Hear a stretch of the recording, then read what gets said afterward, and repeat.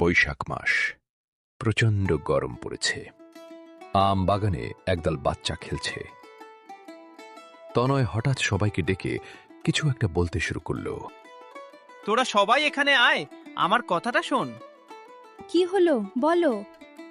বাগানে যে দাদুটা থাকে সে এখন নেই। তো কি হয়েছে? দাদু হয়তো বাড়িতে গেছে। আরে পাগল, দাদু এখন নেই। তোরা যদি আম খেতে চাস তবে আমার সাথে চলো, আমরা আম পারবো।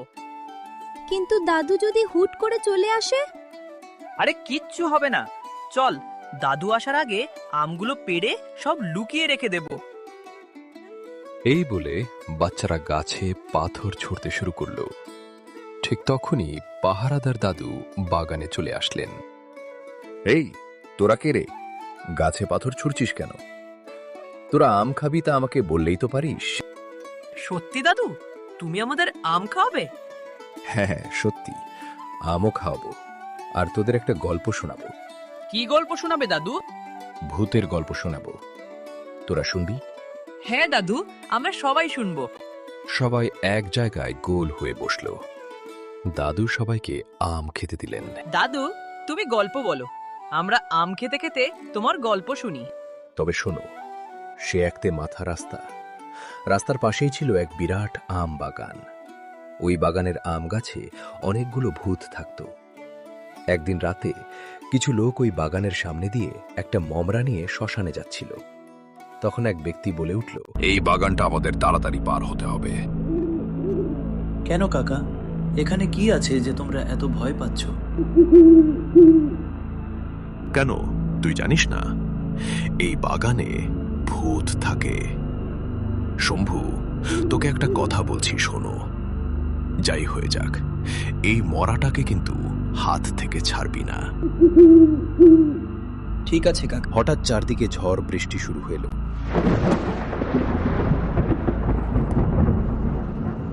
এ কি, হঠাৎ এত ঝড় বৃষ্টি হচ্ছে কেন? শম্ভু, তাড়াতাড়ি এই বাগানটা পার হতে হবে, না হলে খুব বিপদ আছে। হঠাৎ কতগুলো ভয়ঙ্কর ভূত এসে ওদের পথ আটকে দাঁড়ালো। এবার কি করব গো? এরা কারা? আমাদের পথ আটকাচ্ছে কেন? তোদের আজ এই রাস্তা দিয়ে যেতে দেব না।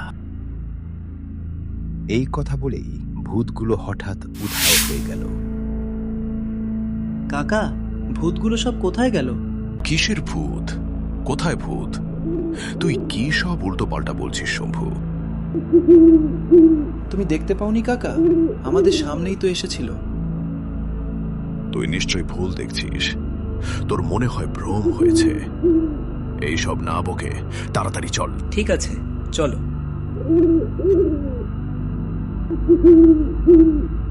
সেই সময় একটা ভূত ওই মরা ব্যক্তির ভেতরে ঢুকে পড়ল। মরাটা হঠাৎ শম্ভুর চুল টেনে ধরল। এ কি, আমার চুল কে টানছে? শম্ভু যখন দেখল মরাটা তার চুল ধরে টানছে, সে খুব ভয় পেয়ে গেল, কিন্তু কাউকে কিছু না বলে চুপচাপ হাঁটতে থাকল। সে মনে মনে ভাবল, না, এখন কাউকে কিছু বললে হবে না। আমি যদি বলি তবে সবাই ভয় পেয়ে যাবে। শম্ভু কাউকে কিছু না বলে সবাই মিলে শ্মশানে পৌঁছালো। কিন্তু মরাটা নিচে নামাতেই এক অদ্ভুত কাণ্ড ঘটল। মরাটা হঠাৎ উপরে উঠে পড়ল। এই, এ কি হলো? মরাটা উপরে উঠে গেল কি করে? আমি তোমাদের বলছিলাম না আমি ভূত দেখেছি? তোমরা তো বিশ্বাস করছিলে না। এই মরাটার ভেতরে ভূত ঢুকে গেছে। এখন তাহলে কি করা যায়? এই ভূত, তোর কি চাই? তুই আমাদের পিছু নিয়েছিস কেন?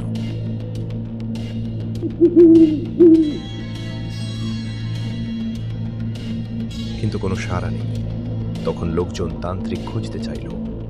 কোনো তান্ত্রিককে ডেকে নিয়ে আসো এই মরাটাকে নিচে নামানোর জন্য।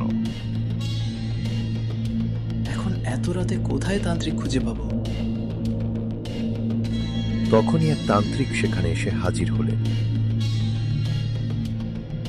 আমাকে কোথাও খুঁজতে যেতে হবে না, আমি এখনই এই ভূত তাড়িয়ে দিচ্ছি। তান্ত্রিক মনে মনে মন্ত্র বলতে লাগলেন। তখনই মরাটা চিৎকার করে উঠল। হেই তান্ত্রিক, তুই এখান থেকে চলে যা, না হলে তোকে এখনই মেরে ফেলবো। তান্ত্রিক ভয় না পেয়ে মন্ত্র পড়ে একটু জল মরার গায়ে ছিটিয়ে দিলেন। অমনি ভূতটা পালিয়ে গেল আর মরাটা ধপাস করে নিচে পড়ে গেল। ভূত পালিয়ে গেছে। তোমাদের আর কোনো ভয় নেই। তোমরা এবার কাজ শেষ কর।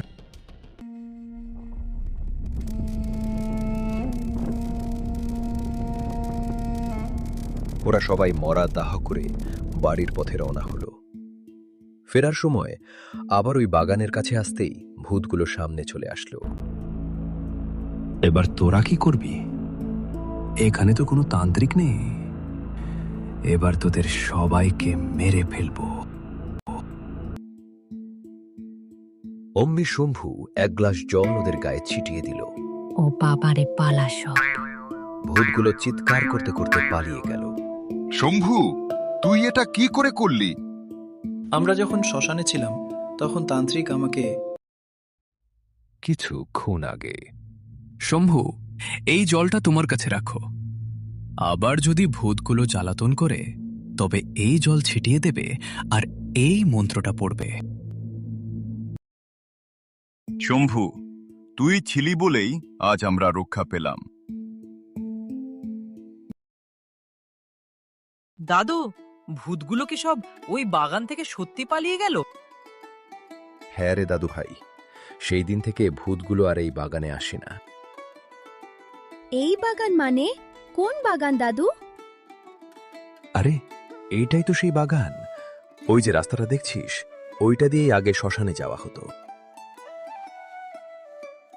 ঠিক তখনই বাগানে এক ব্যক্তি আসলেন।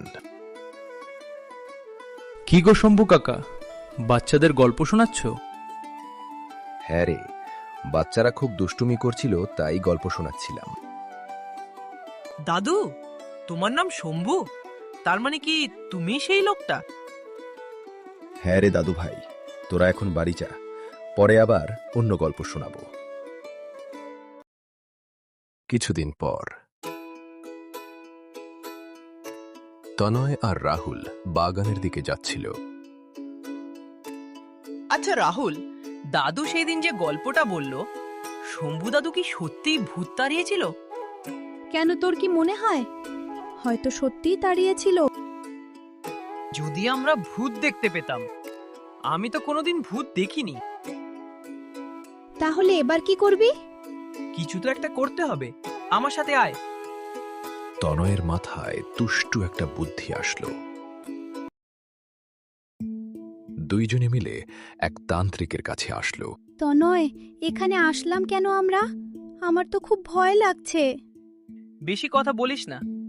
তান্ত্রিকটা লোকের খারাপ চাইতো, সে ভালো তান্ত্রিক ছিল না। তনয় থতমত খেয়ে তান্ত্রিকটাকে বলল, আমরা ভুল করে চলে এসেছি। আমরা এখানে আসতে চাইনি। আমরা এখনই চলে যাচ্ছি। দাঁড়া, তোরা মিথ্যা কথা বলছিস। আমি সব বুঝতে পারি। তোরা ভূত দেখতে চাস, তাই তো? হ্যাঁ হ্যাঁ। ঠিক আছে, তোদেরকে আমি একটা জিনিস দিচ্ছি। এটা যে কোনো আম গাছের কাছে পুঁতে রেখে দিবি আর এই জলটা ছিটিয়ে দিবি, তাহলে দেখবি কাজ হয়ে গেছে। ঠিক আছে। দুইজন আম বাগানের দিকে রওনা হলো। তাহলে এবার কি করবি? তুই খালি দেখতে থাকো। এখন আর কোনো কথা বলিস না। তাড়াতাড়ি পা চালিয়ে বাগানের দিকে চলো। দুইজন বাগান আসলো, এসে দেখলো আরো বাচ্চারা খেলা করছে। এই, তোরা সবাই ভূত দেখবি? তাহলে আমার সাথে আয়। কোথায় ভূত? কি সব আবল তাবল বকছিস? আরে দেখবি তো, আয়।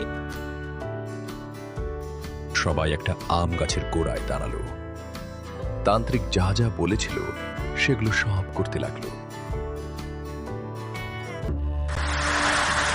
হঠাৎ ঝড় বৃষ্টি আরম্ভ হয়ে গেল। বাগানের অন্ধকার নেমে আসলো। ভয়ঙ্কর দেখতে একটা ভূত পার হলো। তোরা আমাকে ডেকেছিস কেন? তোদের কাউকে ছাড়বো না। তোদের সবাইকে ঘাড় মোটকে খাবো। বাচ্চারা সবাই ভয় পেয়ে গেল। আমাদের ভুল হয়ে গেছে, আমাদের মেরো না। ভূতটা ওদের সামনের দিকে এগিয়ে যাচ্ছে। তখনই ভূতের গায়ে কেউ একজন জল ছিটিয়ে দিল। ভূতটা ওখান থেকে পালিয়ে গেল। দাদু, তুমি তুমি কি এই ভূতটাকে তাড়িয়ে দিলে? আগে বলো, এই কাজ কে করেছে? সবাই চুপচাপ। দাদু, এই তনয় করেছে সব। তনয়, তুই করেছিস সেই সব? তুই কি জানিস এখনই আমি যদি না আসতাম তোদের কি অবস্থা হতো? দাদু, আমার ভুল হয়ে গেছে, আমি বুঝতে পারিনি, আমাকে ক্ষমা করে দাও। আসলে আমি কখনো ভূত দেখিনি, তাই এই সব করেছি। তুমি জানো তুমি কত খারাপ কাজ করেছো, আর কোনোদিন করবে না বলো। আর কোনোদিন করব না দাদু, আমার ভুল হয়েছে। ঠিক আছে, চলো, যা হবার হয়েছে। তোমরা সবাই আম খাবে? হ্যাঁ দাদু, খাবো। সবাই একসাথে বসে আম খাচ্ছে। দাদু, সত্যি তুমি সেই শম্ভু দাদু? আজকে যা করলে তা দেখে বুঝতে পারলাম তুমি যে গল্পটা বলেছ সেটা গল্প নয়, তোমার জীবনে ঘটে যাওয়া একটা মুহূর্ত।